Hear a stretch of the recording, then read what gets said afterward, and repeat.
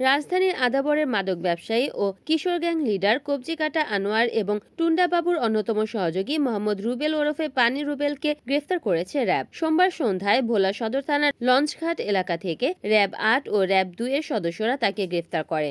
রাতে বিষয়টি নিশ্চিত করেন র্যাব ২ এর সহকারী পরিচালক এএসপি খান আসিফ তপু। তিনি জানান, আদাবর থানায় একটি হত্যাচেষ্টা মামলায় রুবেলকে ভোলা সদরের লঞ্চঘাট এলাকা থেকে গ্রেফতার করা হয়েছে। গ্রেফতারকৃত আসামির প্রাথমিক জিজ্ঞাসাবাদের বরাতে তিনি জানান, আসামি রুবেল রাজধানীর বিভিন্ন জায়গায় চুরি, ডাকাতি, ছিনতাই ও বিভিন্ন সন্ত্রাসী কার্যকলাপের সাথে জড়িত ছিল।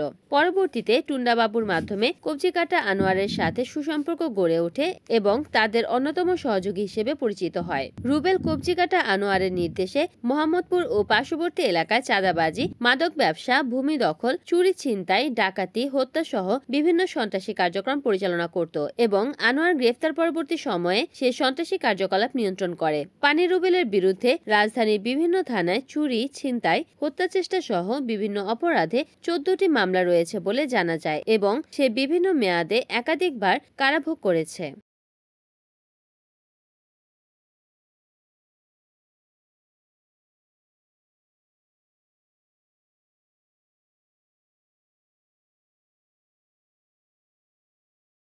রিপোর্ট করেছেন ভোলা প্রতিনিধি মোহাম্মদ সিদ্দিক, এনএন টিভি।